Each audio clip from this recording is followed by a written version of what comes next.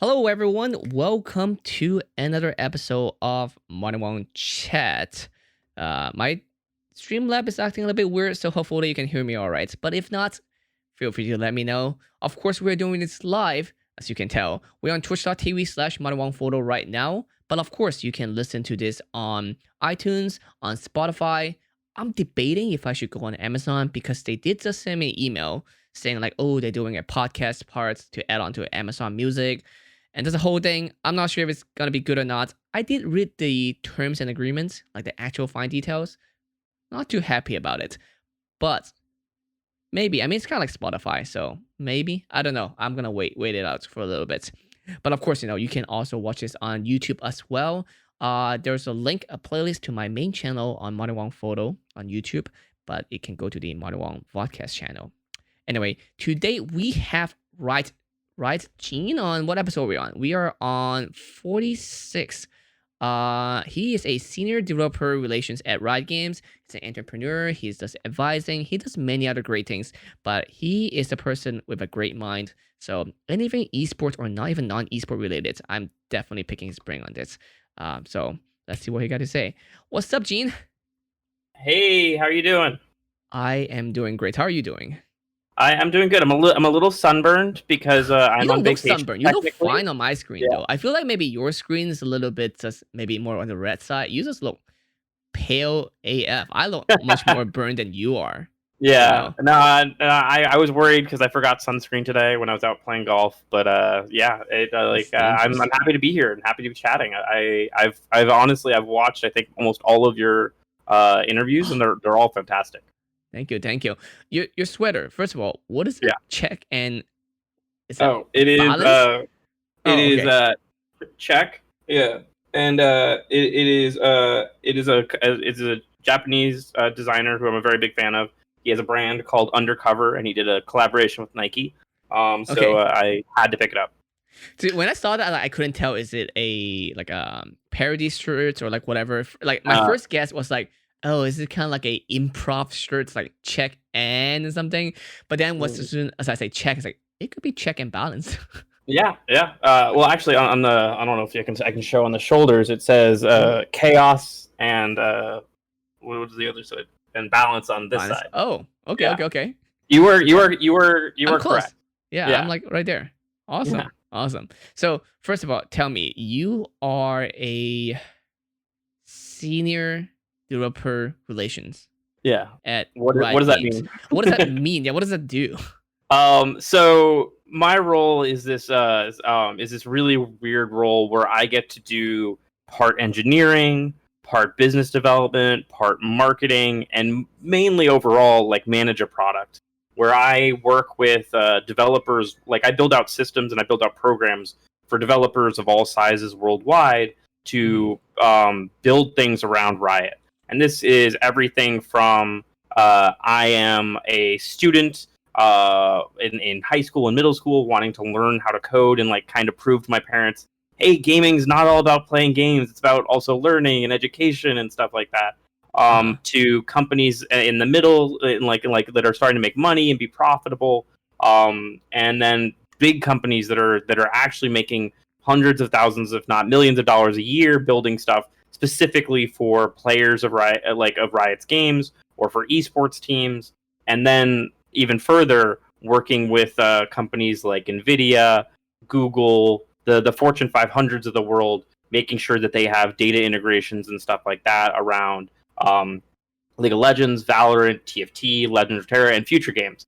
So I split my time pretty much between all of our games and R&D. And my goal is to have as many people and as many companies have a full-time living building things around anything Riot does. And I've been doing this work for most of my career, where I did it for other companies previously. And it's honestly it's a pretty awesome opportunity that doesn't really exist much elsewhere in the gaming space. So currently, Riot publicly has about 4 or 5 titles. I'm losing count. We have not counting mobile, and not counting board games. We have 4 main titles. Yeah. Oh right, I forgot you guys have board games. I actually saw it too a few years ago at Forgot which event it was. It's honestly, and this is me before even working at Riot. It is the best money you'll spend on a board game because Really? the team honestly did an excellent job on like making it as cheap as possible and everything, but still giving really high quality things. I think on like some of the board game rating services, Uh-huh. it's incredibly high. It's at least top 100 board games for like and the thing a lot of people like are really positive about is it is very like price per like you get bang for your buck. Like it's really Mm. really good. Like metal pieces, replayability, everything It like looks that. very I'm a huge pretty. fan.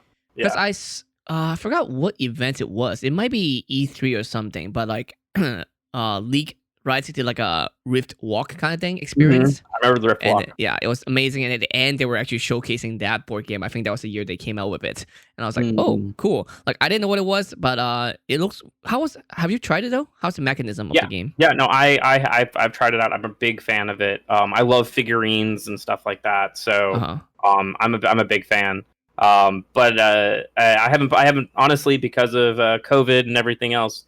Not it's pretty hard to play a board game these days. Yeah, definitely. With Yeah. so as I said, there's like at least so many titles Mm. at Riot now. Is it more work for you then? Because then you have to deal with like every single side. Yeah, yeah. It is. It is.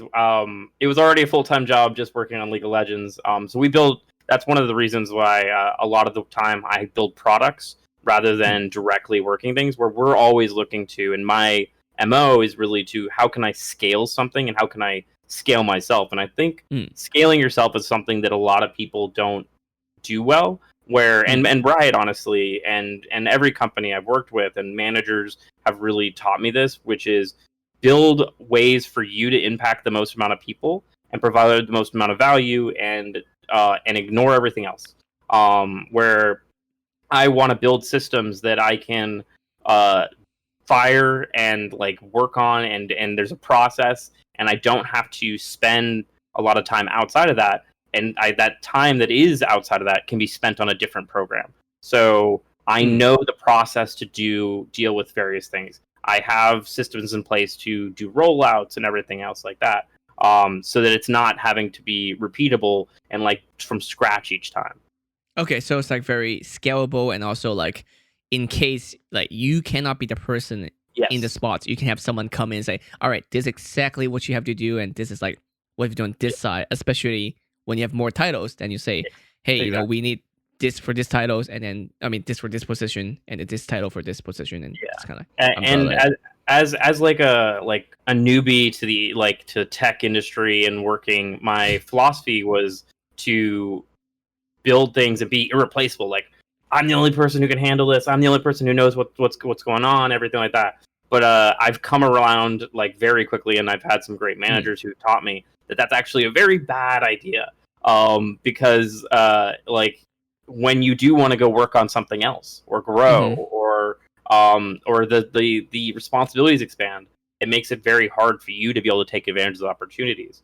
Mm. So I basically operate anything I build at Riot or anything I build in general with the expectation of if I got hit by a bus and put in the hospital or whatever, Mm-hmm. everything could continue to run because I have documented the entire process.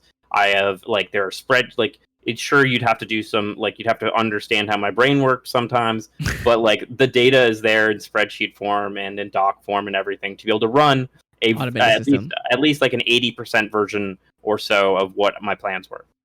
I thought about this too, and this is I really wish there was an experience I can do this. This completely sidetrack and off track, but whatever. This what this chat is for. But I was thinking like it'd be cool if there's an experience that I can do where I will lose my memory for a day.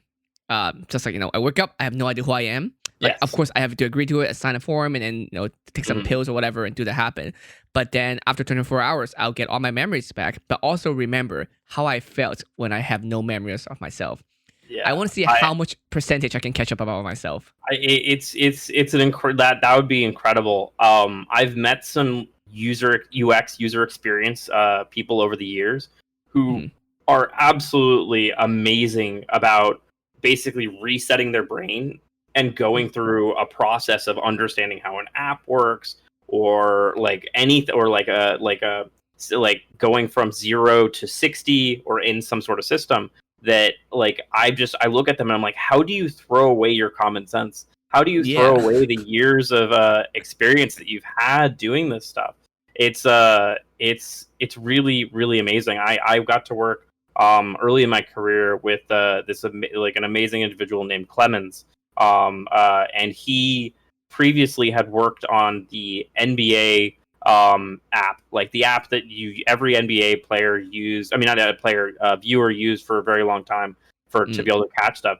And he was able to talk about at length the what happened in the 0 to 10 seconds, the 10 seconds to 20 seconds, the 30 seconds to 40 seconds, and on, and like Mm. break down what the thought process of someone who's never seen this before, how they would react. And he was incredible at everything he did there. I think he actually ended up winning. I didn't know this is a thing, but he won Emmys for his design work and everything like that. He was an You can incredible win person. an Emmy for that? Yeah, I think it's like the viewer experience or type Huh. thing, where it's like the Interesting. data and everything. But yeah, he was like sourced on like I think 4 or 5 Emmys. He's like on the list for him. He's an incredible individual. I need to catch up with him actually. This is a great reminder. That's awesome. Yeah. Like, I think it's hard because like you're so used to doing certain thing like where things should be clicking, and since especially if you were the person who built the thing, you're like, oh Yeah. yeah, I know where to go from there. It's kind of hard to like forgetful to be that way. I mean, it's cool. I wonder would those people also have some kind of split personality kind of Yeah. like I mean, helpful thing? a nice thing is that if you, and this is what like honestly the psychology that worked on me to start switching is hey, and it helps that I work at like a place like Riot or in the gaming industry where there's like always like the shiny thing I want to go do, and they're like, Gene, the job you do has to get done. Mm. So you need to write down how it's done so you can go do that, and so someone else can do this. And it's like, oh, okay, well, I know I can do this if someone else is able to do this, and that's a big thing to be able Good to start from incentive scratch. to help Yeah. hand off, you know. Exactly. And so when you hand off, you want to do it well. You want to make sure that person doesn't fail. You want to make sure that they don't have to call you being like, hey, why is this not working, or how does this work? So documenting is huge, and that's a thing that I definitely learned from being an engineer and product and Coding. everything. It's just like you always got to document everything. I know. I like have whenever I pick up someone else's code, I'm like, oh my god, there's no notes. I don't know what they're doing. I have to like just read everything as if like, oh, and sometimes end up faster if you start building it from scratch yourself. It's just really annoying. I have a ton of fun going on GitHub and just searching through and just being like, oh, this looks like an abandoned project, and taking it over and working, or like seeing if I can get it working. But I know I'm kind of a freak when that's weird, because like I'll see this product and I'm like, they tell me what it does, and if they said it worked in 2016, and I'm like, huh, can I get this to work again? It's almost like the equivalent of like, you know how like a mechanic will find, That's like fixing an or old like car, yeah. yeah, you'll find a car in a barn from like the 1940s or whatever, and they've got to get it working. They I don't know. Mhm. I don't know anything about cars. They pour gas in the end or oil into stuff and whatever. And but I feel like that's what it is, where I've got to like download a VM and then install the version of software, or find the version of software that existed in that year, make Find a sure driver everything that is talks. aligned. Yeah, Uh-huh. because like backwards compatibility only goes so far. Yep. Mm-hmm. Yeah. I mean, that's kind of pretty much like a lot of movies starting out. It's like even Bumblebee, you know, Transformer Bumblebee. It's about like, oh, let's fix up a car, you know, kind of a situation. So, Yeah. but you're like on Hey, a tech when side are of we it. gonna get the first movie where it's like, hey, rather than fix up his car, let's fix up these GitHub things. Let's see how this works. Let's fix this software that's not been working for 40 years. I'm That'll not be the sure how day. yeah, maybe next Tron, because next Tron's coming out. Okay, yeah, that's good. That's good. That'd be a good They one. I got didn't know a it was new coming out. I director. loved it. Okay. Yeah, they got a new director, and then I forgot who the casting. I don't know. I know my friends weren't really happy about it, but I didn't read into it. I just know they got a director. They announced it and everything. Especially with I guess they maybe it's gonna be on Disney Plus. They might do the same thing with Mulan. I don't know. Maybe. Mm. Yeah. Yeah, that Mulan stuff is fascinating. Like it's very See, interesting it's to very see split. It's actually how very they do see it. how people split about how they think about it. Some people say, no, F that. $30 like to watch a movie at home is like no way. Because they usually renting a movie for like $5 or ten Yeah, bucks. Like 30 is yeah. ridiculous. But we are in a pandemic.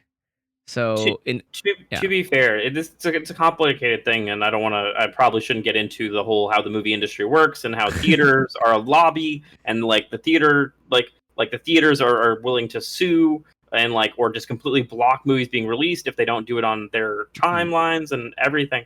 So what I expect with this with the Disney one is that it'll start at $30, and then Mhm. a month or two down the road it'll drop to 15, and then Mhm. a month or two down the road it'll drop Disney to Plus. additional 5, and Mhm. then within like 6 to 8 months I bet it'll be Disney Plus. Mm-mm-mm. Yeah. I like I feel very divided for what people say. Some of my friends later brought up good points. It's like is I mean here's the thing. For the $30, do you own the movie or is it rent? Yes. I feel like that's going back and forth. It's own now, Yes. right? Yeah. From what I have read, it is associated with your account on Disney Plus It's permanently. your library. I don't think you have. What's not clear is, do you have to have an active Disney Plus subscription to be able to watch it? Hmm. That's going to be an interesting one where it's like, and that's honestly where I'll get a little iffy is if they're like, you have to have an active subscription and you paid this money. I'm like, no. That's gonna be a tricky. Then they're gonna how unless they create a system. Because right now the systems that you have to be Yeah. paying each month or like annually to Yeah. get Disney Plus. So unless they can make it like iTunes where you can still have the existing account without paying a live subscription, then maybe Yeah. yeah, that could Yeah, work. honestly, we're a divided household on this. Casey is very much a theater geek. Hmm. Like she's self-admitted she loves going to the movie theater. Like Uh-huh. we used to go to the movie theater probably once a week, maybe sometimes more. So you guys got the Um, movie pass when it was out? we didn't. We had I What? think the AMC version or whatever So it that's was. later. Yeah, Yeah. no. And then When Disney Plus, no, when the movie pass came out, I live in downtown. I'm literally walking distant from the Nokia ah Plaza, the yeah. right downtown. So I literally just walk there almost every other day because like it's Mhm. movie pass. So I'm not limited by how many a week. It's just literally one per day. So Yeah. when I finish working, I get tired. I'll just go there and like enjoy the AC and sit there. And if some friend texts me, say, "Hey, I want to go get drink?" I mean, I'm sure we did that before too. One of the nights, like, "Hey, you want to go to Gom?" It's like, Yeah. "Yeah, Yeah. sure." I'll just leave the movie halfway through because either I already seen it or like, Yeah. I can come back and watch it tomorrow. I get that. I'm not as big of a movie person, Mm, partially because like I have my ADD is off the charts. mm. Where it's just like sitting in something and focusing on one thing is not really in my methodology. Where I'm It just feels sitting like a there for waste of 3 hours. time. Like Yeah, even yeah, at home, I would have it on a second monitor while I'm like yes, either playing yeah, games, working on photos, or something. But back then again, it was like a pay for thing, and it's like yeah, free at yeah. that point. So I'm like, I'm not gonna waste it. It's like a I mean, reverse gene. there are movies we go I definitely want to see, but Hmm. it is like a journey for me to do that, or like it's like I like Casey absolutely would go see probably every movie that's out there. I am not as good. Someone in the chat pointed out that I believe it's Tim that this means that I would use my phone in a movie theater. I will I not saw use my that. phone in a movie theater, but I want to. Look, If so I was watching at home, absolutely. for that situation, if I want to spend a day, I actually just want to spend time on my phone while watching a movie. Yeah, When I have my movie pass, I'll just sit in the back row. So I'm not yeah, bothering anybody because, again, yeah, I don't care about the movie. I'm here for the sound while there's something going on in the background. yeah. Technically, it's still a movie in the background. It's just that I'm in a theater doing it. So, So, what was the last movie you saw in theaters? ooh, I don't even remember. Like, are we talking? Because like I'm trying to think how many movie I have seen after movie pass, but before pandemic. I don't Yeah, think there was that many. Maybe one or two, but I forgot what they were already. yeah. But there was some movie I, I did catch. I know what my last one was. My last one was Bad Boys. Oh no, I saw that at home. I didn't even go to theater. I don't think that's a Ah, movie I will watch at theater. I love. I'm a this is something that I like was like a shocker to me. Bad Boys was something like the franchise was something that I grew up with. But I also Uh-huh. grew up a lot on military bases, and so Mm-hmm. military bases, huge places for that type of movie.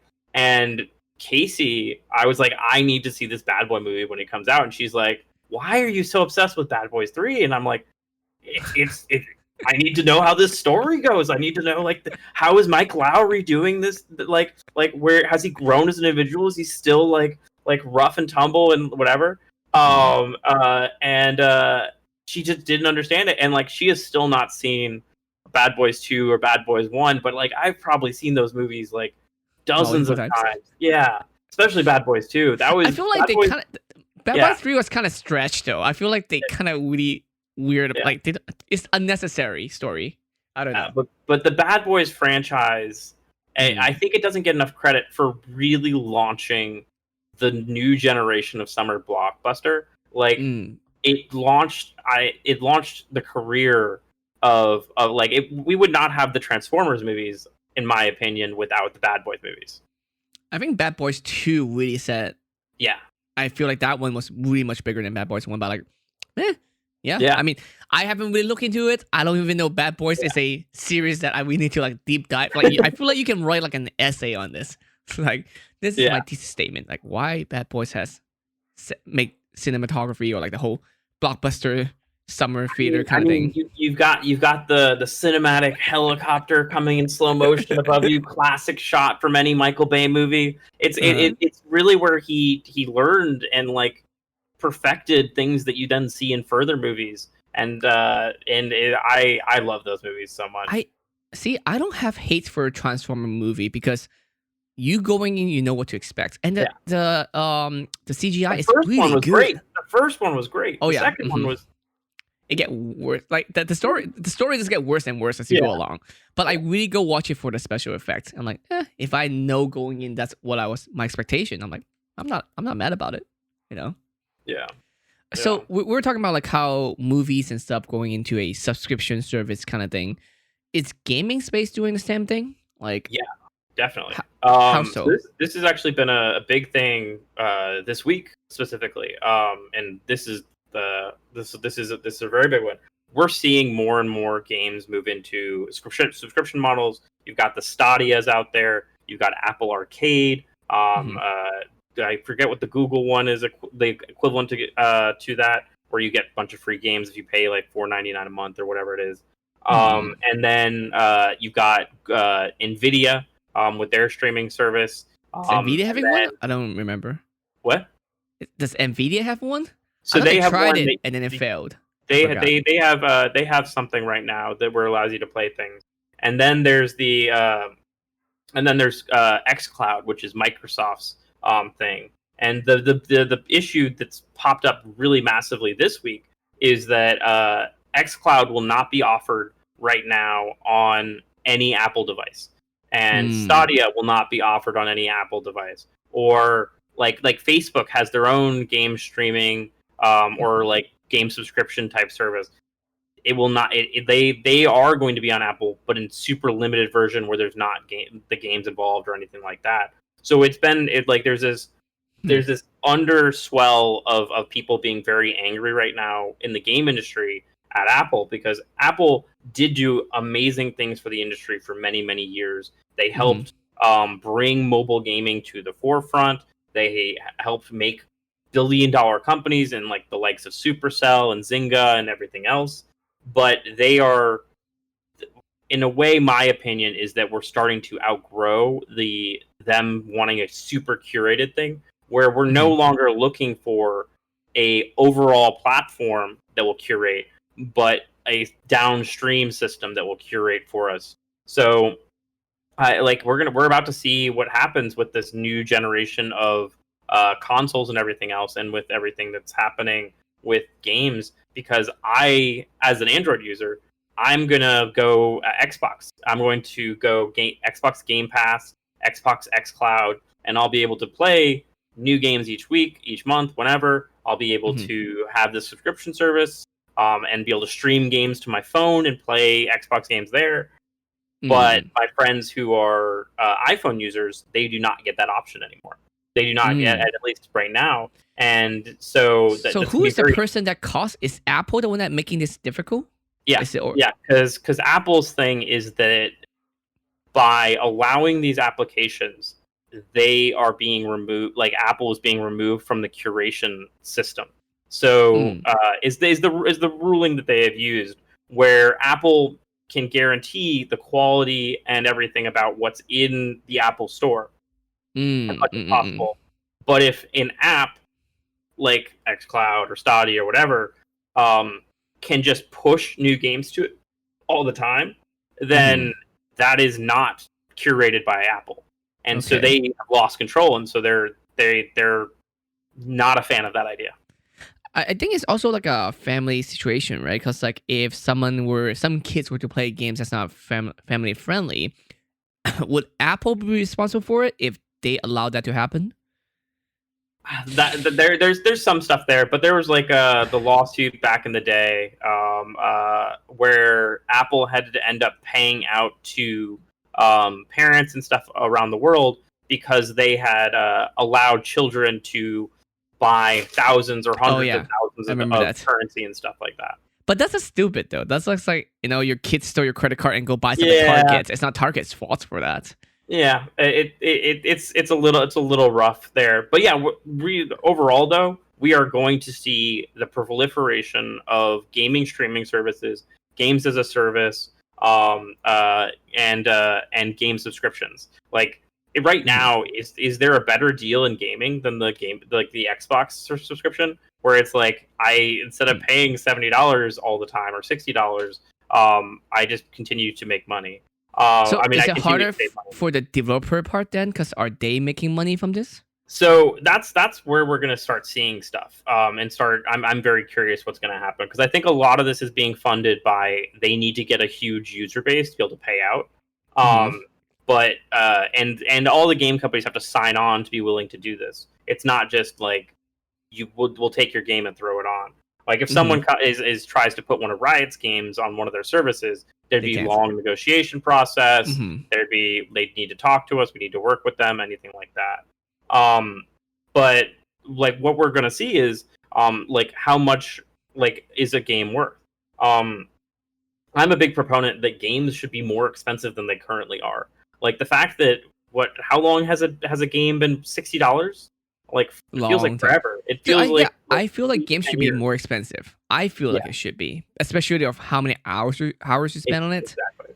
Yeah, Like even Mulan's coming out for $30. You can watch it like let's say the movie is 3 hours max. It's not gonna yes, be 3 hours, but let's say 4 hours. There's no way it's gonna be 4 hours, but let's say 4 hours with bonus feature, whatever. 4 hours, and you can watch it twice. 8 hours. You yeah, can play games way more than 8 hours. You can do that in exactly. one day and do it for at least a week. Exactly. And like I'm gonna steal from other things where it's like you're going to a movie theater for an hour and a half, 2 hours, and you're paying them what, like $14, like And you don't even or own it. whatever. Yeah, you don't even own it or anything like that. I end the fees that are coming out of things and the fact that like it made sense to me where the prices were previously Hmm. because there was not like building a game did not require like a AAA game did not require hundreds of people, if not thousands of people in some cases. But Hmm. we're to do game to build a massive, massive like tentpole like Fallout or Valorant or COD or any massive, massive game worldwide. You're talking about huge teams of hundreds of people who are working on it, Hmm. and the profit margins just keep dropping Hmm. on how you do that. And it's like, well, do you want to like so like people are having to make cuts elsewhere, um, Hmm. and That's where you so I DLC believe yeah microtransactions. deal. It is also yeah it's also forcing um, different monetization things because while gamers are and people are against the games being 70, 80, $90, they're still sinking in an extra 35, $40 in DLC costs or monetization costs. Like I don't want to speak for every game developer, but I think most game devs and industry people would be like, hey, if I can charge you a game like for $100 and you get Hmm. everything free for the next 2 to 3 like 2 years, like that sounds awesome. So let's do that. But there's no incentive for a developer to give you more after you buy the game. Then, you know.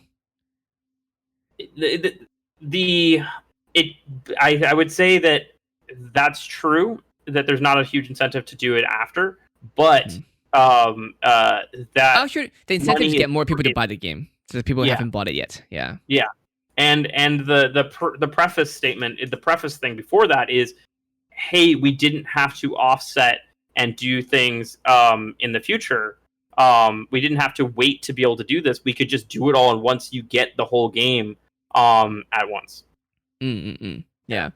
I mean, the problem is also it's easier to get a mass amount of user with Yeah. a much lower entry cost. The Yeah. barrier much lower. Mm. I mean, you work at Riot. Riot is League of Legends is one of the most well-known game in the world. Top Mhm. 3 on Twitch for almost at all time, if not top 1 for the longest time.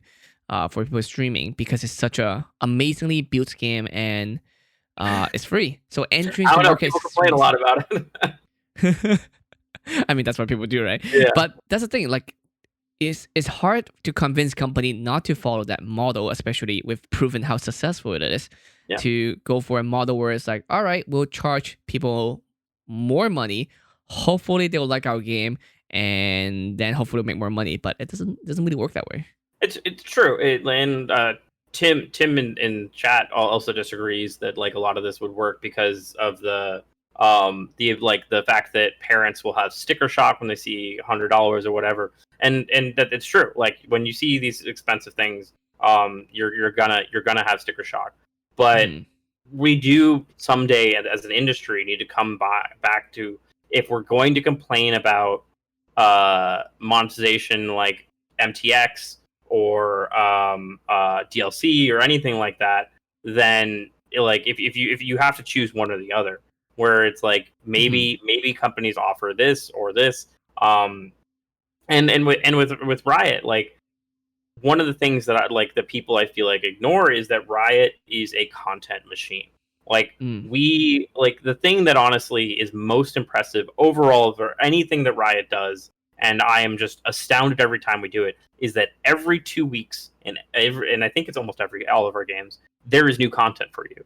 It may be Mm. just something small as like, hey, there's this new skin or whatever, but it's a changing thing. So if you take someone who hasn't played League for, I don't know, like a month and a half, they come back and they're like, whoa, what is this new skin line? Or, oh, they completely rebalanced how this worked. Or it's a truly living system, and it grows with the ecosystem around it.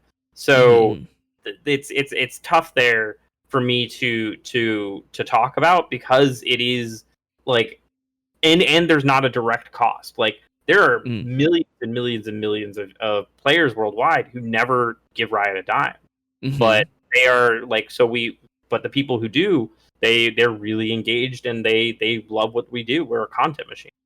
I mean, I guess it's the same as me as a content creator for anything that I make, like on the internet. Everything I post on Instagram is free. Nobody paying me to post on Instagram. So I mean, I guess it makes sense for people like maybe eventually you'll get those people who's like, oh, I've been playing this game for like 3 years. I Yeah, haven't spent a exactly. penny. I don't mind spending a few bucks this time, kind of thing. Yeah, and I'll say that most game dev and like the philosophies around monetization in games it has been like, if someone plays your game longer, they're gonna monetize. The longer you have them playing, the more likely they're gonna monetize. And so people have started to build psychologically systems in that brings you back, keeps you involved. Some people do it really well. Some people do it really badly and are very predatory. Like I'm very much not a fan of like the mobile app thing where it's like, come back So every you, day and you get a reward, mm, and it's like, well, I'm just gonna like, I'm not sure how effective that is, because I'm just gonna turn it on and then turn it off every day. mm, Um, but that's also a lot of services. That's not just gaming. That's like the tech industry and software industry in general, where mm, if you can get someone to be continuously active in your ecosystem or active with your product, they will become a cheerleader. They will become more likely to pay for the higher version of it. mm, Like I'm going to use Netflix as an example. It's like we, as my family, has been is a big Netflix family. We love Netflix. We do a lot of stuff with them, but Mm. it only has taken like Corona and everything for us to really, really get into it. And so we've done the Mm. upgrades so multiple people can watch things all the time, and it's a very big thing for us. Mm, mm, mm, mm.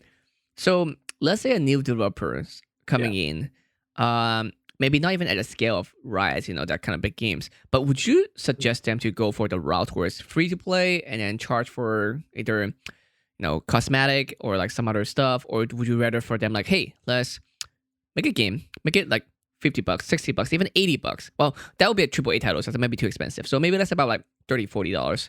Would you suggest them go for that route or the free to play route? Let's say they have. It So here's the thing, right? The it free to play, really you have to have depends. investment to go for it Yeah. first, right? If you don't have Yeah. that capability, you don't have that resources, you can't go Yeah. for that route. But let's say Yeah. they're both possible. Would you have more preference of one over the other? Sure. Well, let's break down what would need to happen in each one. So, if you're going to be a free to play game that is supported by monetization, like Mm. people monetizing a game, it's like, well, does your game system make sense for that? Does it make sense for people? And is there a reason that I'd want to make my character look better or anything like to improve the experience in the game? Mm-hmm. No, okay, don't do that. That's probably not going to make you any money. Mm. Is this a linear system that's going to end at the end, like where there's a core ending goal, be it the finishing the story, like I have reached level whatever, anything in that system, then that makes more sense to me as I'm a single, I pay once, where it's like Mm. I have completed it, so therefore I've gotten my money's worth and going on.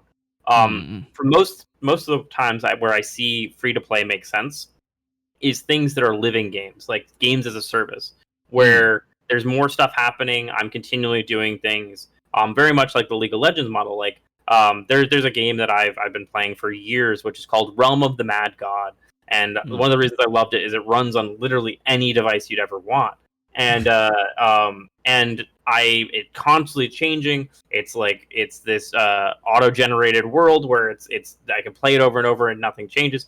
Brutally hard, but Mm. I can, if I want to not start from zero again, I can pay a few dollars or whatnot to get to that point, or I Mm. can unlock things or make it easier for me to play the game, play to a certain point. But it's still between the paid player and the free player.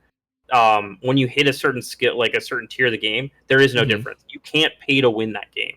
You can Mm. pay to skip the shitty part of the game, but The grind. you are not going to win the game because you paid money. Okay.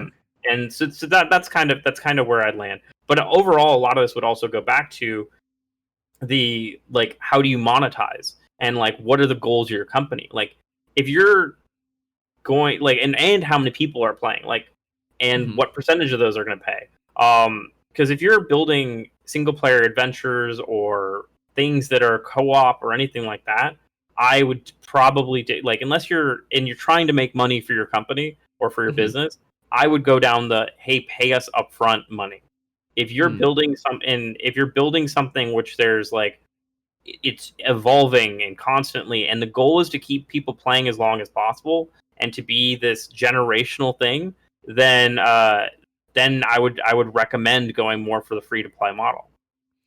So is there a big difference between like Asian or other region, Asian, European, North America, or even other regions gamers? Then like is Asia? I feel like, again, this is from personal view, especially on mobile. They're much more involved in mobile gaming, but they're also willing to pay for mobile gaming, as in like pay to win, that kind of stuff, much more so than they would on in American. I don't know. What's your Yeah, experience in it? that's a huge thing. So I was actually talking about this earlier today, where certain regions around the world, even for Riot's games or for other games, are have very different ways of consuming things. A very, like, to not even get into Asia yet. Mm-hmm. Turkey is a huge region for League of Legends, for Valorant, for all of our games, and for video games worldwide. But the Mm-hmm. thing that drives, that we notice and we see constantly with Turkish players more so than anywhere else, is their drive for tournaments. Like, they Mm. are obsessed with tournaments and running competition and finding out who the best out of, I don't know, 40, 100, 200 people are. Mm. like in their region. It's a very cultural Like, thing, huh? Gaming yeah, and culture. at any ranking. So like I was saying, I said this earlier today, something like 30% of the worldwide like tournament traffic that we do, which is meaning it's people running tournaments nonstop, is Mhm. just Turkey. That's And huge. it's That's a huge huge. percentage. Yeah. And so there, if you are a Turkish player, you can probably find a tournament starting online that probably has 20 to 30 people playing in it for League of Legends, for Valorant, for whatever, every 5 minutes. And Jeez. they're just non-stop playing. It's insane to me. Like there's no region that does that more. But then you have things like I'll go with South Korea. South Korea is very big in the PC cafe, PC bong culture, Hmm. where like there's this huge thing of like where like tracking what games are the most popular in PC bongs, and it's like on the TV and it's news reports being like where's this game trending, and you can Hmm. actually become a hugely successful game by like just being in the top 5 there, where it'll just live because people are like, oh, it's popular, I'll download it or whatever. And it's also all these companies and PC bongs will install the software and have it ready for you to play, Interesting. versus it's Uh-huh. sometimes very hard for someone to break in to that Mm, mm, space. mm, mm. Um, Yeah, and South then Korea is a very big space in the whole going to a PC cafe. exactly, We don't really have that much in America anymore.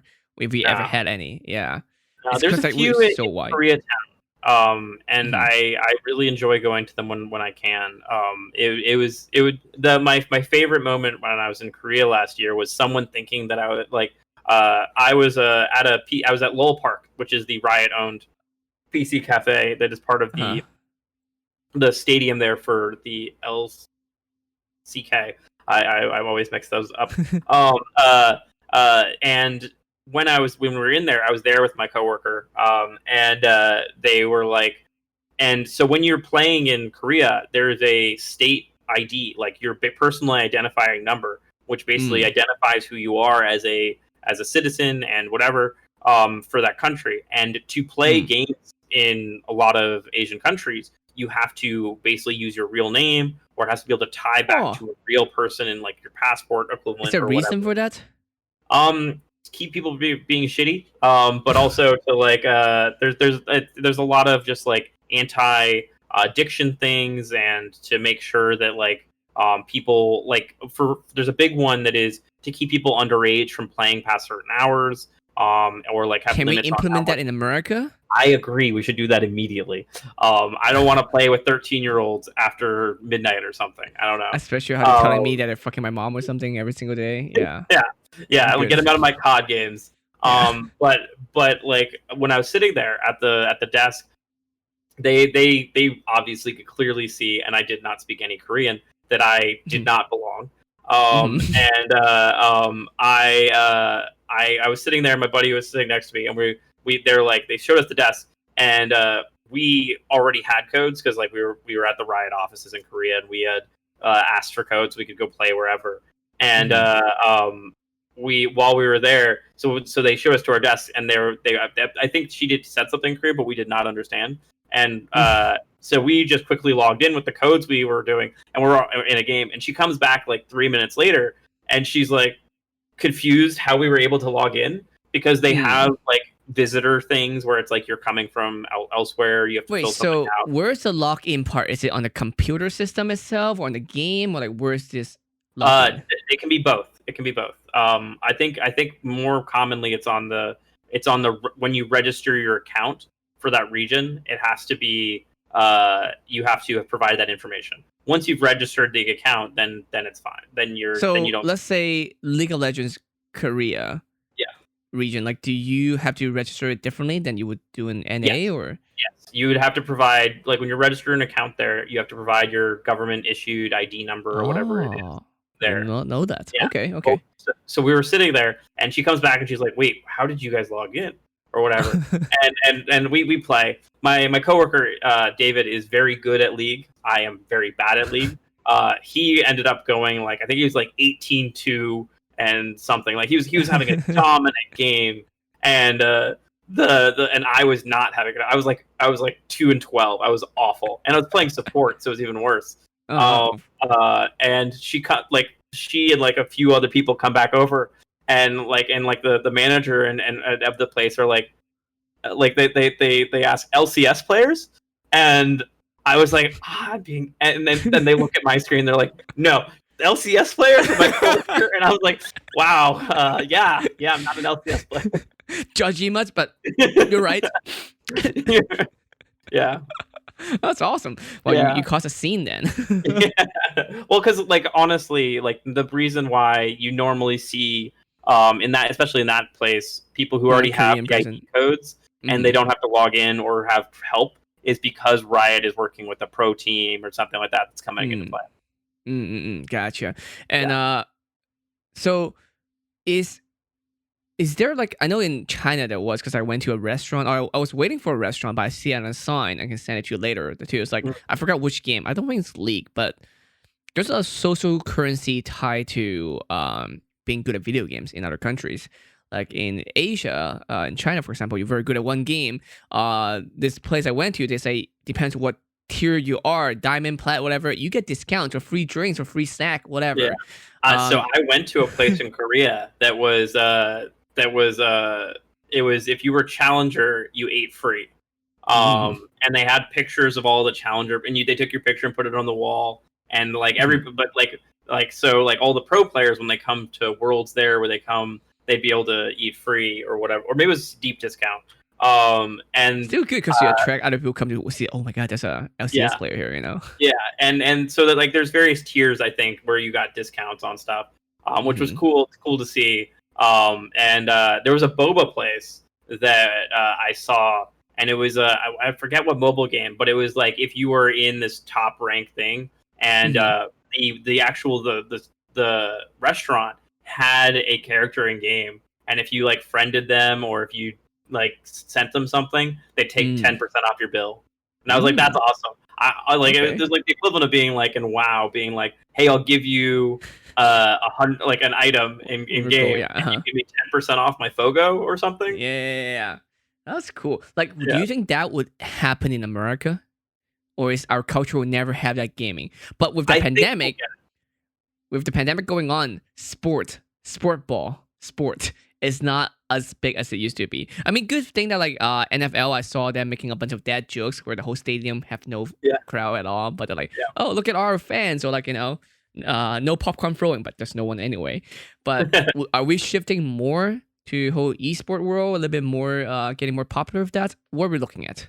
I believe that we're seeing a pretty I believe COVID. We were already on the way to esports being pretty dominant in the North American and international market about what content is and what people consume. I think that COVID has rapidly moved timelines up, where maybe 2025 it was 10, 20, 30% of the US population at least has watched one esports match in the last month. We're probably we moved that to 2023, or maybe it's still farther away than that. So I think it's done it's done great inroads, and we've seen great viewership. The real question that I have, and I think many people have, is does it stay? Does it stick? If the NFL is on and it's Sunday Night Football and it's going up against the FaZe Valorant Showdown with TSM versus Sentinels, and it has TSM versus Team Liquid in the LCS, and it has something else. Which one do you tune into? I'm a big Valorant fan, I'm a big League of Legends fan, and I'm already torn between those. But if say my hometown Atlanta Falcons were playing, and Casey's a big Patriots fan, but she's also a big LCS and a big Valorant fan, it's which one do we watch? Do we watch all three at the same time? Or do we pick one that we really, really enjoy? You need a sport bar situation with 6 TV going on, but still you can't focus on all 6 at once. Yeah. Buffalo Wild Wings and LCS. But that's how do you? I'm not sure how is that gonna go, because here's the thing. I feel like the good thing about esports versus traditional sports is that the entrance should be pretty easy. The only difference is that you play sports in school. You don't play WoW, you don't play League in school, but you do play basketball, soccer, or whatever you play in school. So that's where you get more exposure to it. So that's one of the huge difference. But for anyone to jump on League of Legends pretty fast. It's free to play. You're at home. You click download. You install. You can get it done in 15 minutes.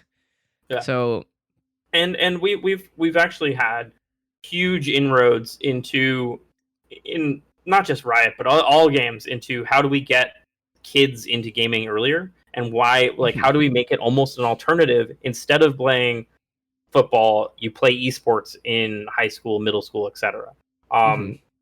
There's some great organizations out there, Play Versus, EGF, and other things worldwide, where they are able to grow. And if you're a high school or college kid, or even middle school in some cases, you can play in COD tournaments, in Valorant tournaments, or in leagues as well. So you can start doing those. Because like one of the things that with traditional sports you really get the really we haven't really seen yet is you get to learn this team environment where it's like you're practicing. So you have to show up to practice. You work on individual skills you're trying to improve the entire time, and then eventually, where like you take those skills and put them into action while working in concert with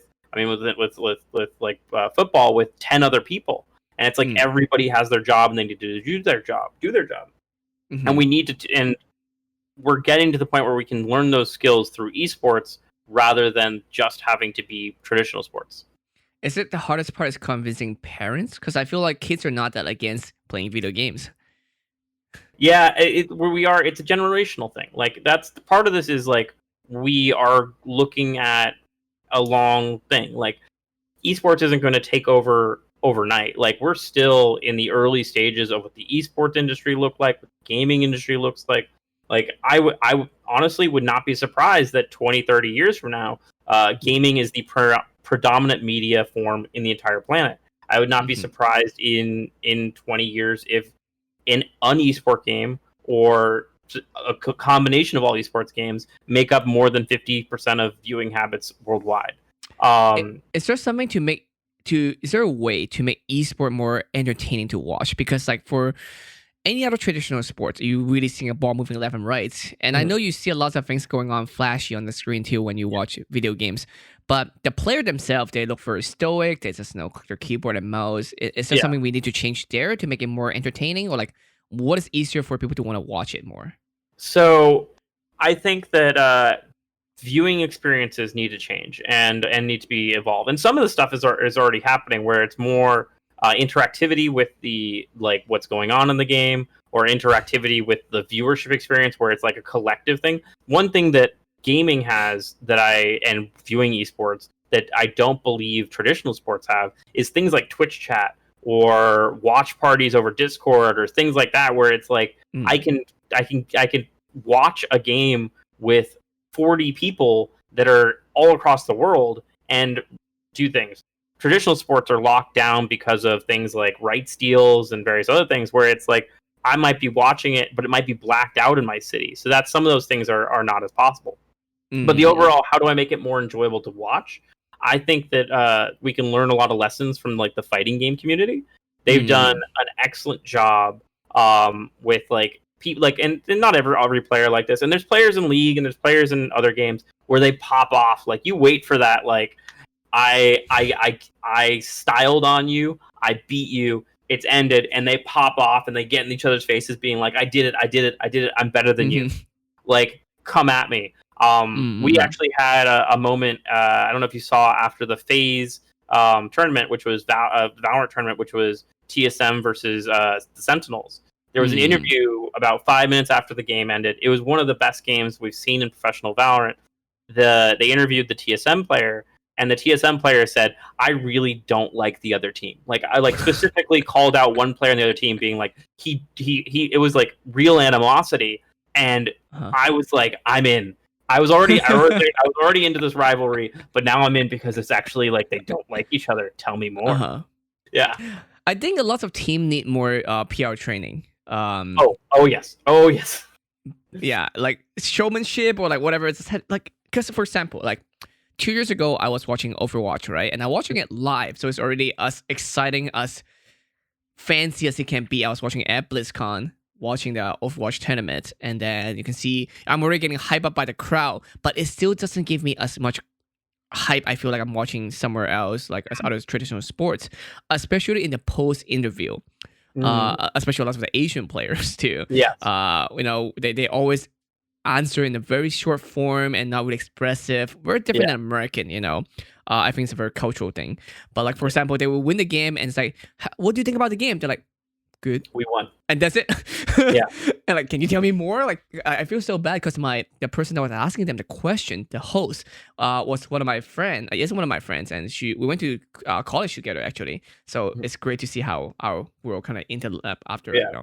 after everything happened. But it's just like, wow, cool. It's like, but I feel bad for her because they're not giving her any answer that was good for the show. Yeah, and I think that in general the gaming industry as a whole needs more PR firms and more people working in PR. Mm. Like specifically working with teams and organizations. Like um, a lot of people like but you have to back it up. Where it's like you need to if you want to talk shit, back it up. Mm-hmm. You like, and that's part of the reason I think a lot of people hold back is because you don't like it can change every day. We're not in an industry where someone is so supernaturally like physically gifted that Mm-hmm. they can just 1v5 someone. Dominate. Yeah. Mm-hmm. Like it's the games are designed to prevent that a lot. Mm-hmm. So you could lose every time, every other day. Like in Mm-hmm. football, it's like the every given Sunday. It's the same thing, I believe, in esports, where hey, Mm-hmm. you could have a bad day, your equipment might fail, something might fail, and so a lot of people are not willing to put their pride on the line and stuff like that. Mm-hmm. But like, I have a massive respect for those who do and who are willing to give the talk to people, like the TSM players calling out the other team or talking about these things. Those things really drive eyeballs, in my opinion, and get people involved. Like, I I feel don't like it think, should be more like a beer pong kind of situation. Yes, like yeah, you talk shit about other, but we don't take it too seriously. But at yeah, least it kind of get the yeah. environments kind of And I going. think the LCS has gotten to that point where like we got some people out there who are doing things and like hyping each other up and being involved. Like I love the golden glue memes or the Tanner times and like Hmm. Double Lift's got his like everybody else's trash and various things like that. Like even like I forget, was it Honda did a commercial with him and it's like he actually Mm. like had a trash can and threw everybody away and it's like Hmm. I love those things. And I'd say League of Legends esports, at least in North America, it would not be as large as it is without Hmm. like the actual rivalry where they didn't like each other between Hmm. CLG and TSM back in the day. Like Hmm. that was real. Like they didn't like each other. Hmm. And the And you have fans controversy, on each side. Yeah. yeah, yeah. And one thing that we're dealing with in the esport industry as a whole, and just like as it grows, is are you a fan of a team or are you a fan of a player? So here's the And thing, right? That's my problem with sports all the time too. yeah, I feel like Overwatch did a smart thing where they make it very regional based. I mean, mm, of course, like League still have kind of regional based, but it's more a country or like even continents based. But I feel like in Overwatch, what they did smart was that they pick up from traditional sports, where it's like, oh, I might not care about SF Shock as a team Overwatch, but I care about San Francisco because I either lived there or I was from there. It's like, yeah, I'm gonna root for my team regardless because I care for them or not. yeah. So team No, pride I seem like very important. I get that a lot, and that's something that I think teams need to do a lot better job of. Is like, how do you build your brand? How do you build your fandom around Hmm. that? Like, I think 100 Thieves has done a great job with that. I think TSM's done that great job with it. Recently, FlyQuest has done a great job with that. Mm. Hmm. Liquid does a great job with that, where you're a fan of those teams. Like Liquid even announced, I believe today, it's something called Liquid Plus, which is basically a rewards program where you get to earn stuff for being a fan of Team Liquid. And I'm like, that type of Mm. stuff is Smart. incredible, and I want more of that.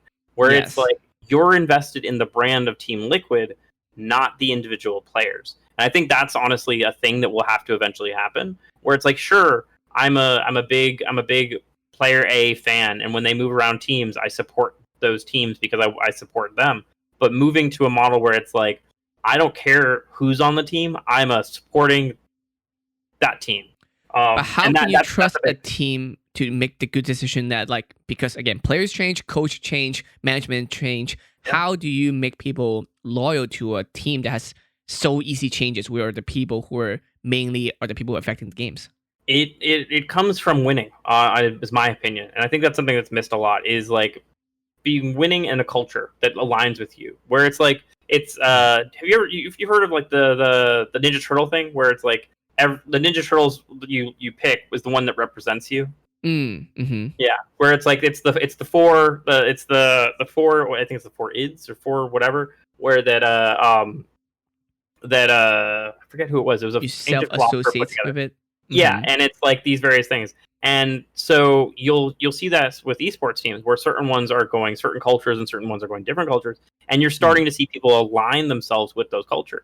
Um, Mm-hmm. and players and being a fan of a player can be an excellent entry point into being a fan of that team.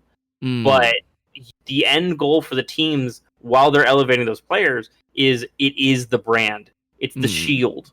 Like Gotcha. in soccer, it's a big thing where it's like you play for the shield. And so Mm-hmm. like celebrations a lot of the time are them taking the shield and kissing it or whatever, or Mm-hmm. pointing to it after they do a big thing. It's like, I do it for this. This is what's Mm. most important, not me. Okay. And we haven't gotten to that point in gaming. And I'm curious when we do. I think that's very, very powerful.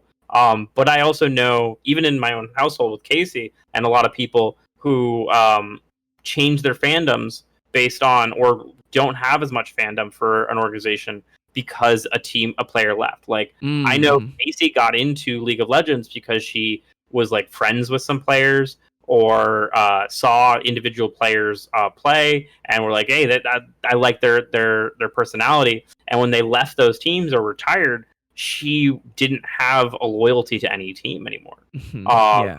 and and the whole like teams make mistakes and whatever you like. There's actually quite a bit of research that's been done that engagement for like professional sports teams does even better when the team is not doing good, where Mm-hmm. people want to get in on that ground floor. And like, sure, if you just won a championship, there's even better engagement, but people Of are course. really involved at that low level because they want to see you, because they think that there's a possibility of being this massive team. An underdog kind of feel. Yeah, but like you have to actually have the ability to possibly execute on that. Like you're not Mm. going to get that underdog feeling with a team That's that like obviously not performing at nothing's all. going wrong, nothing's Mm-hmm. going right. But like to really go into soccer, Leicester City is a soccer team in Mm. the Premier League in Europe.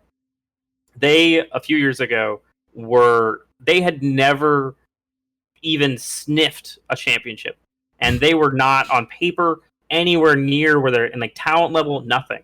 Nobody But cares. they ran off a record like lucky goals, amazing wonder goals, everything, just didn't lose games.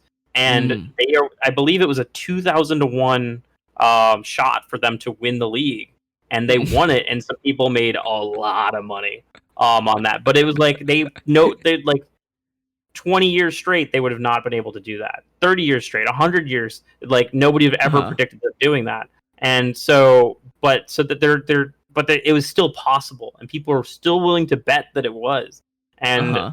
one thing I really want to see people do and teams do is, how do I associate the success of a team or the team's Mm-hmm. brand with myself? More team pride. Where yeah, like how do we get like the Nike Adidas thing where it's like checks over stripes or stripes Mm. over checks. Or like a personal thing that I hate is if you're wearing Adidas and you mix it with Nike, or if you're wearing Nike and you mix it with Adidas. Like Uh-huh. I call out friends all the time who are wearing like Adidas shirts but Nike shoes, and I'm like, what are you doing? What are you doing? Like, and like I see people in the esports industry being like wearing a Cloud9 shirt and TSM like joggers, and I'm Sure. like, Uh-huh. what? No, you got to be loyal to your team. You can pick one or the other, but you cannot Exactly. have both. Yeah. I don't I care mean, have you yeah. either one. Yeah, and sure, if you want a second team, pick something international or pick Mm. something in a different league.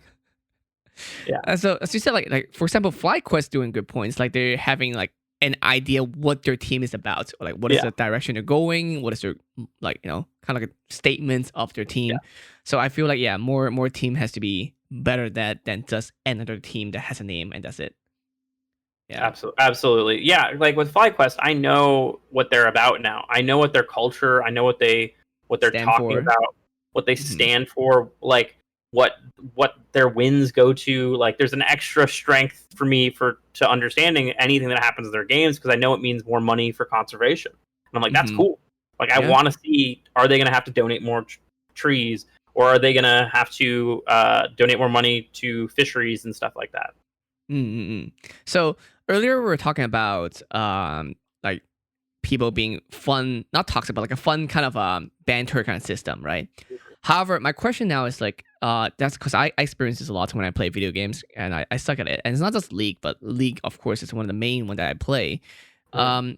People are being toxic, but as a game, as a company, is it ideal for them to have harsh punishments on players who are toxic, or is not thing they should care about? Because let's say they are toxic, and then you either give them a 5 minutes ban, 10 minute, 10 day, 5 days, whatever the punishment is. If it's too much, then they might not play the game at all, and they might hate it, and you're gonna lose the player base, use your Mm. acquisition.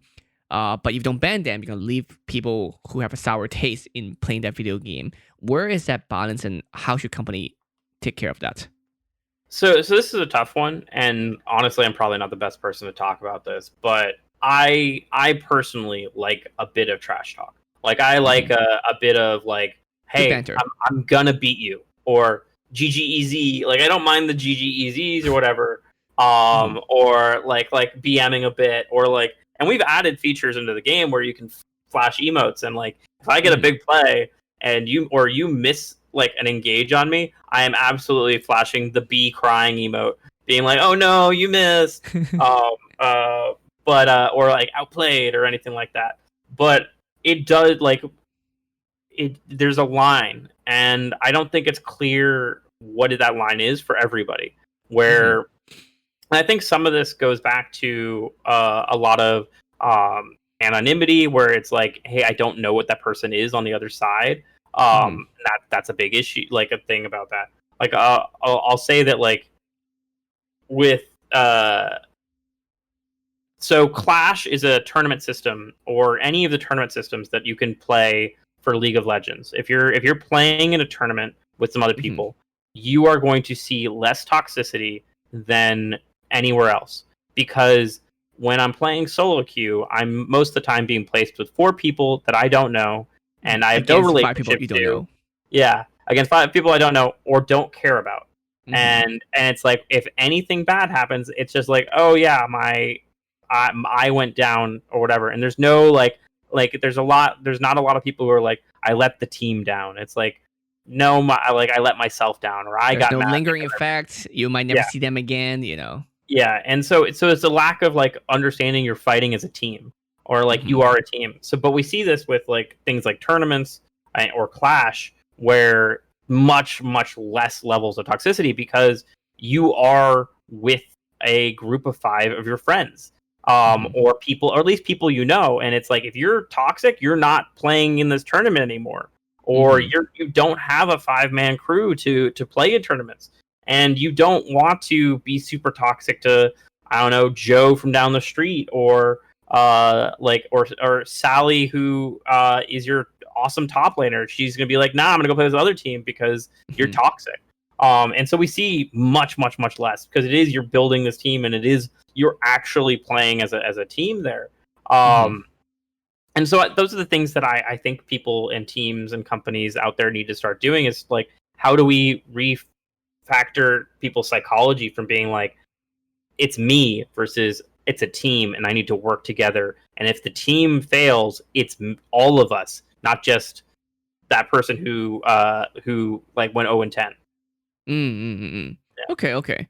I feel like that's the problem with a lot of games, right? Because it is, even Fortnite, I'm sure people see a lot. Fortnite is easier because it is you against the world, unless you play 3-man team. But Yeah. but the rest is easier. But yeah, it's kind of hard. First of all, it's deciding what is considered actually bad toxic, Yeah. and also it's hard for company to decide like, should we remove that? Should we keep it? Because if you I do it too harshly, it's gonna be tough too. Yeah, I've actually I've had an amazing experience playing a bunch of COD Warzone, Mm. because like some days I am very good at the game, some days I'm very bad at the game, but when I win a game with a squad, it is all of us did something. Feels good. And so it is all of our works together. And even like there are people have posted screenshots of playing with me where I had 0 kills, 0 downs, basically 0 damage, but we still won. But like in those games, I made sure that everybody had ammo, or I was the bait, and it would like the positioning would not have worked without me being there. And it's like we win as a team. Like we don't see players in esports being like, oh no, I went 0-4 when my team won. It's like I went 0-4, but we won. So the win's what matters. Do you think like players, especially pro players, having a good relationship outside the gaming, like it is a very important part of being a good team, Yes. especially like people might. I know there's already like starting to be more documentation of how people are like outside the game. Is it better treated just as a work, or is it hard to struggle between it's work versus life, or it's better to make it a life as work? Like where is that? What's your view on that? I I think that teams need to do a much better job about building camaraderie. Like you don't have to. Like there are organizations out there that can absolutely work where it's like I show up, this is work, let's finish work, and I go home. But I think that especially if you are a younger team or a team that's going in there, it is definitely a model where you need someone to make this a family and to build things that are going to keep you together. And this is something you see a lot of startups where like you're grinding, you're working hard, you work hard, you play hard, and you play together because it's like the people who are there for you are the people you're working with, and the people who like you have their back, I have your back, and that trust is there. So honestly, I'd love to see more people in the industry doing things other than just like going out and drinking or partying or whatever. I think that there's definitely things out there where it's like there's actually a great amount of people in the gaming space who do rock climbing, golf is something that's taken off, tennis is a thing. Yeah, all these team building things I think should be done pretty regularly, and it'll help. Like, and we're also getting to a world where players are not judged as much by their individual performance, but what the team's performance is. Where like there were early days, and there still is on some teams where this person is consistently going like not doing amazing, but the team is winning. So why? And they're like, well, if we replace him, it'll be different. It's like, no, you're winning because all the attention is to stop them from being very good. And it's like, keep working with that or something like that. But like there's things out there that are different there. So it's going to be interesting to see there. I do think that camaraderie is something that the industry struggles with in general, because it is disconnected being on the internet sometimes. Like, and go back to also what you said about team pride, having pride that will also build people's like, oh, I can associate with those pro player because they're like a family, and I want to be part of that family as well. And I will say a lot of League of Legends teams and a lot of pro teams do this very well, where after the LCS or after Pro League or anything like that, they go and do a team dinner afterwards. I always do that regardless. Yeah, win or lose. But like doing that type of stuff and learning those lessons is huge. A lot of people this week actually were really upset that Activision Blizzard hired the former deputy commissioner of Major League Baseball to come lead their esports initiatives and some other things in addition. Like I think people forgot about the other stuff, honestly. But they're like another case of bringing someone who's not in the industry into the industry, and I'm like, I understand that, where it's like, let's hire and promote from the esports industry. But I also believe that there's a lot of stuff we can learn from traditional sports, not like how do we run sports, how do we do these things. I think that's not the model, but I mean, how do we create an identity where a fan identifies with this league, and they're a fan of that league and that league alone, or they're a fan of that team and that team alone, or how do we like bring in agents from traditional sports where it's like, hey, you're doing what with this? Let's work on our agent. Let's work with an agent who's still done things with other companies and games or other sports over the years. Or how can we bring in relationships and systems and like team building exercises that have happened over here. In basketball, Greg Popovich is famous for if you are eating at the same if one of his players ends up eating at the same restaurant Greg Popovich is at, you are not paying for your meal. Greg Popovich is doing it. And it's become such a thing that like the players would like bribe the valets or whatever around town to tell them where Greg was so that they'd show up and eat there. And it was another thing that like I'm sure Greg's like, oh, I'm paying this money, but at the same time, back in his day, he's like, they're scheming together, and that's building stuff. And stuff like that. Like I want like where are the prank wars? Like in traditional sports and like in baseball, there's these great pranks with the rookies and stuff, and we don't really see that stuff. And it's a lot of good fun. Like my favorite, like one of my favorite baseball like images is one of my favorite players when he was a rookie. The vets were messing with him, and they put gum on the bottom of those like Gatorade cups and put it on top of his helmet, and it stuck. And he walked around the dugout for a good 20 minutes, and people were dying. And then people started stacking more and more cups because he couldn't feel it.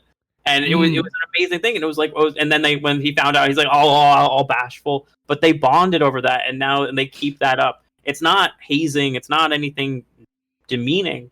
It is, hey, you're one of us. Like we're ribbing you. We definitely need more of that. You also did mention about like how startups need more of this, and of course I don't want to keep for too long, but we were talking about this before the show. Is that speaking of startup, right before this stream too, like our Martin Wong chat, I was playing Fall Guys. They were technically a startup, right? I didn't look very into them. They have like one other game, and I don't know how big they are. They did get picked up by Devolver, but how did Fall Guys become such a big game in such a short period of time, and is it gonna last? Will it last? That's a tough one. So I can start with the beginning. They nailed a concept. They looked at the industry and were looking. So I don't know if you're very active on Twitch there, or even remotely active on Twitch, or even if you're a child. There's this thing called Marble Run, which is basically you take a marble, you put it at the top of this course, you take like 100 marbles, you put it at the top of the course, and you see which one gets down to the end. On Twitch and other places, you can name each marble, or like results are on those. And what a lot of the streamers do and people on Twitch do is they let their viewers name a marble after themselves, and then a viewer wins if they're the first one down to the end. I got a feel rate from that. But there's not a lot of player agency. There's not much that as a player in that I can control. They were able to identify that and then there's the things like I want to do things online. I want to be involved with a large group of people, battle royale stuff, or just like competitive gaming. And they were able to basically marry those two concepts, where it's like I am basically doing Marble Run plus some Mario Party or Wario mini games as a competitive thing.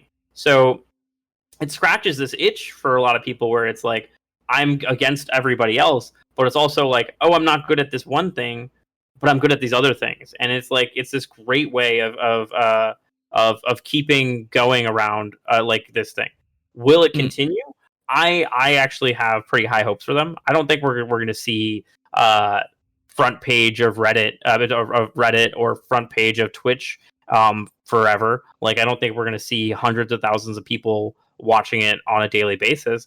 But do I think that they'll probably end up around like as one of the top 10, top 20 games on Twitch for the foreseeable future? Yes. I am very excited. They've announced some of their plans where they're going to do like custom lobbies where you can do 60 of your closest friends or viewers or whatever, and all go against each other. I want them to add DLC or just keep the monetization systems they have, and add new games into it where it's like I want new maps, and then I would love to see a level creator where I can build out my own level. That's gonna be hard, but yeah. But like I'd love to see that stuff. I think that they were a little bit caught off guard. Like the success, they are definitely the server couldn't handle it, but like I do not blame them. So anytime there's something wrong with the server or like things going wrong, it's like they're just they didn't expect this to happen. as being in the industry, I have so much patience for anything going down. I feel so bad. I'm like, oh no, I'm so sorry. Mm-hmm. Uh, uh, like for example, we discovered that our team at work's game hours. So we spend like an hour, like once or twice a week, playing games with each other for team building. Mm-hmm. And we discovered that one of the hours was scheduled during the like halfway through it was the server switch or update for the game. Mm-hmm. And we felt so we were like we were complaining. It was like, oh, we can't play this game because it keeps going down. And it's like, let's just move our time slot for when we do our game time. Like Yeah. if this was us, we would feel bad if someone was making fun of us or being complaining about it as well. But no, I think they have a very bright future. They're doing some great stuff with partnerships where they're Have you seen like their Twitter? soliciting. Yeah, their Twitter is excellent.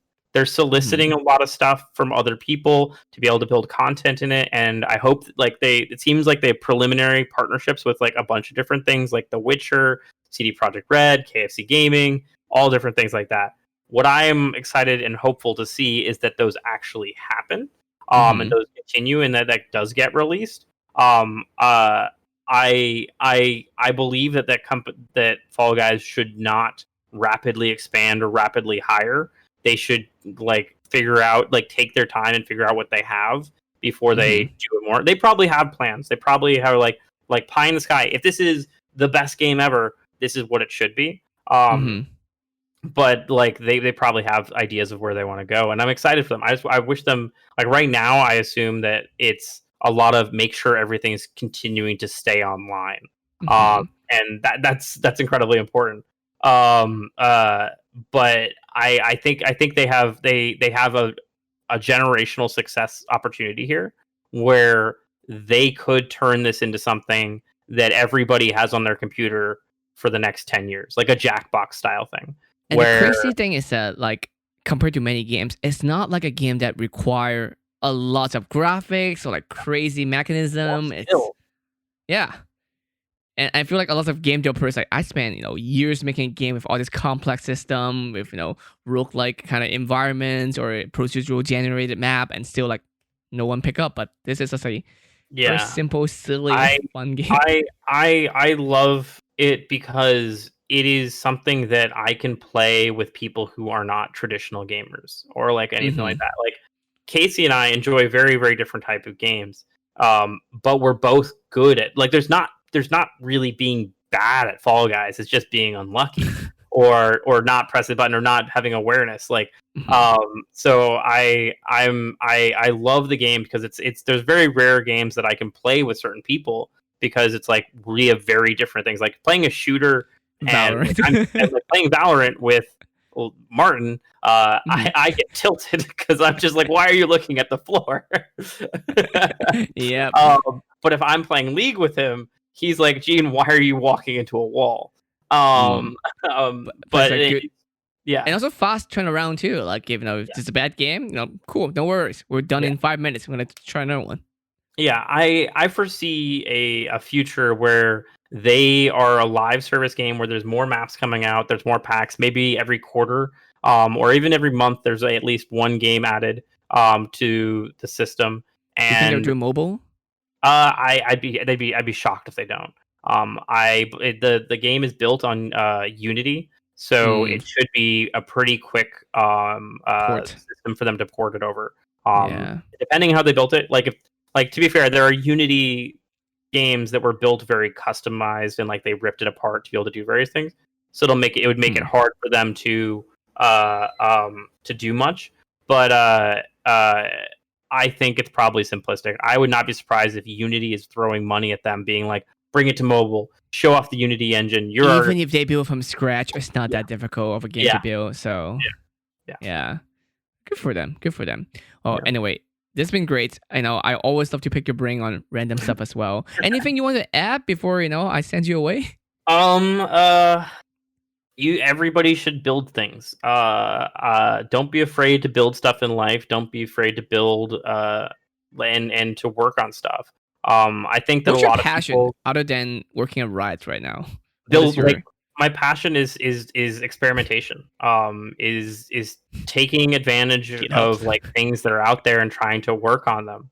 Mm, I am a huge proponent of like break things, see what mm, or breaking and fixing things, and I think that a lot of people, Corona's helped, like has caused us a little bit more, where people are kind of not getting out and doing a lot of stuff, or not experimenting or changing things, mm, because they're kind of stuck inside. But I think that's the perfect time to do stuff where mm, it's like, hey, I want to build a company. Well, let's go watch some pitch contests. Let's go watch some YouTube. Let's like listen to podcasts. Let's do all this stuff. Or I want to get in better shape. It's like go running, or work out at home, or resistance bands, or anything like that. I think Or I'm in the best shape ever since yeah, coronavirus because I yeah, just stuck we at home and and try it and out. it's like all this constant break, fix, improve is kind of my mentality, Mm, on a lot of stuff, and that's work and outside, where it's like we'll have systems in place at work where it's like it's been working for 5 years, and I'm like, cool, let's break it and see how we can make it better. Or like if or honestly, because a lot of times systems like, and you'll get this as an engineer, like mm, you'll build things and then people have built things on top of that you have no idea that they're built on top of that framework you built. So mm, there is occasionally like where I'm like working on open source things, or things I've open sourced, or even internal things where I'll be like, let's turn this off and see what else breaks around it. And it's mm, like it's almost like that old school tracing the wire that hooked up between two different things, being like, what does this wire actually do? uh-huh. Um, and you can improve and learn so many different things. Can make something more efficient too. Maybe there's like Exactly. you realize I don't need this at all, or I can replace it with an automatic Exactly. system. Yeah. Refactor your code, refactor yourself, No, we can. Yeah, exactly. You can do like real refactor your friend. recoding of yourself. Yeah. I mean, I'm working on that, but it's hard during coronavirus. I'm working on it though, but it's Yeah, good because you can have excuses and reason for not working with some people, but do work with yeah, some other people and yeah. improve on that. Like that's Like a like one silver lining. a big thing I started to learn during coronavirus, is doing more video content like this. Mhm. I invested in a mic, some lighting. I set up like a backdrop type What is thing. that behind you, by the way? Oh, That this is a t-shirt blanket, that's hooked up to a curtain rod. mm, This is t-shirts from events that I either ran or won their hackathons at over the years. mm, And it was just like a nice little buffer, something to hang, something that nice, and I'm a big fan of it. But like learning new skills, where it's like I still don't understand lighting. As you can probably see, half my face is probably very dark, half is doing whatever. it's I'm learning fine. these It's things, great. but and like now we're doing, I'm doing a show for Riot every 2 weeks where we're doing developer happy hour, not happy hour. That's a good idea. I'll steal that. It can be. Developer office hours, where we're answering questions from developers. We're Mhm. talking about our philosophy around development. How do we build things? And it's been one of those things where I'm getting out of my comfort zone, because like I don't ever foresee myself being a full time Twitch streamer or anything like that. But Mm. understanding how content creation works and what like the process and everything else involved has given me a new taste of like what is possible and where I can go as channels, like social channels, to talk to people I need to talk to, and to work with people, and to expand my purview of what I do. Do you build relationship with developer the same way that gaming company build community with their fans or with their gamers and stuff like that? Because for example, League of Legends, Riot, Blizzard, a lot of big gaming company do a very good job in community building. I haven't heard it about on the developer side. Is that something that you feel like It, companies should work on as well?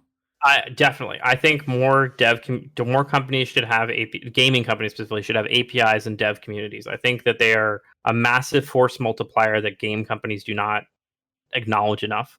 Like I Mm-mm. don't think that Riot is where it is, and League of Legends is a successful game as it is, without people being able to look up their stats, being engaged, developing things, and working around it.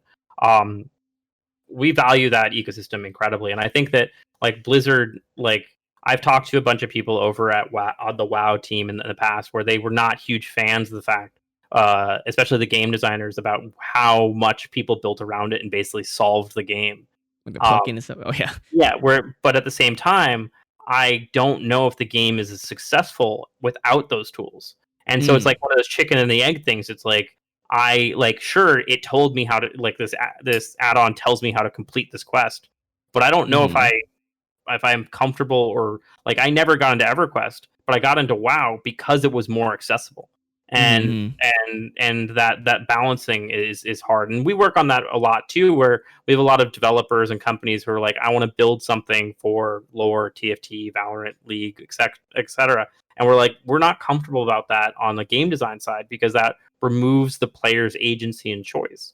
So we Mm-hmm. avoid those types of things, and we work with companies. But like how it works generally is like we have this very large ecosystem where there's like we work with individual developers, we work with groups of developers, we work with people who are pitching us things they want to build or and are being represented by VCs. We have startups who are already like founded and they're like, yes, we want to do this. Mm-hmm. And then we work with all scale of things. Wait, sorry. Then I have a question. I'm sorry, I'm still Yeah. keeping you. But if they come up with a good like software or add-on plugin, whatever, and then I guess they have to go to Riot to ask them if they can build it, and then do Riot like approve it, but then do what about the funding? Like, what does Riot play involve, or any gaming company, of course, in general? How does Yeah. that work? So this it's different per company. For us, it's we basically operate as an almost like a marketplace around Riot, where people can build whatever they want as long Mm-hmm. as it follows certain policies, like do not change No player cheating. behavior, do not cheat, do not whatever. And we're more of a hammer than like any than a glove a lot of the time, where it's Mm. like, hey, we're going to come down and stop people from doing things that are being bad for players. But Mm-hmm. really, the process is, hey, I have this idea and to do this idea, I need data from Riot to do it. So I need to know match history, I need to know these various things. And so they'll apply to us or to any game company. This is also how they work. They'd apply and be like, this is my use case. This is what I want to do. And then Mm. we would take a look at it and be like, yeah, that sounds cool. That sounds awesome. Or it's like I want to experiment or anything. It's like, yeah, here's limited access. And then Mm. it's gated at that point by how much like we can provide more and more API traffic, more access, more help, more services based on like how good the idea is. Is it helping people? Is it valuable? And our own perspectives on that. Mm-mm. I think the last thing that I kind of want to see, and then maybe you guys already been doing it, is that more stats information, like public to show, like, oh, how many players are playing each year of league, or like, how are we increasing players, or regional, that kind of thing. It's always Yeah, very fascinating for me. I've always been a proponent that we should talk more about our successes and shout from the top of the the buildings that like, hey, we're doing this well. But at the same time, it's one of those. There's a sports analogy that's always used is like act like you've been there before. Um, Mm. and uh, and and so it's not like it's like we don't need to shout about it or anything like that. There's also a lot of power in just being like, no, I, we're I, back, we're I mean, biggest. it's not even just trying to show off, but like things that could be cool to understand. Like, let's say how many chat message has been gone through Yeah, because of people playing this game, or how yeah. many emotes were used. Then it kind of show not just like, oh, people are engaging. Of course, that's kind of like, of course, that's people engaging. That's how you see it. But show like, oh my god, there's so many people playing these games. Then you're getting some more parents. Like, what are these games that kids are playing? What are these things that everyone's talking about? I Yeah. love infographics and logo soup. Yeah. I want us to do more. I just did a logo soup for our ecosystem because we're over a few hundred companies that are profitable building things about Riot, and Mm. I wanted to put together like this thing where it's like so I can use it on internal presentations where it's just like here's every logo of every company that's making money around Riot, and people being like, oh, I didn't realize there was that many. It's like Um, a Game Boy and Proctor. It's like every exactly, single thing. exactly, yeah. And so I understand that, and I think that's very powerful. It's something I push for. It is it. Those are some of those decisions that the insights, and various other people make decisions on, and I don't really mess with them as much as possible. All right. Well, thank you so much for being on the show. How can people find you? What's the best Uh, way? Best way to find me is I was gonna say Twitch, but no. Best way to find me is twitter.com/GCHORBA, G Chorba. I tweet there. I answer DMs. If you have questions about how do I build business around gaming, or you need advice, or if you want to talk career stuff, I'm pretty open to talking pretty much about anything. Awesome. I'm not the best about responding, as Martin could say, but like really, but I do get back to You're you. doing healthy stuff. Yesterday when I messaged you, you were on a run. That was Yeah. great. Yeah. And today you Right. messaged me and I was golfing. See, like you're being active. That's good. That's good for you. Yeah. All right. Well, thank you so much. And thank you everyone for watching or listening, whether you're watching it live, listening to it live, or watching it and listening afterwards. Thank you so much for joining. And of course, again, you can watch us more on Twitch, listen to this on Spotify, iTunes, many other platforms. And thanks for the follows and all the sub. And yeah, has been great. Thank you so much, Gene. And I will see you all next time then. All right. Bye.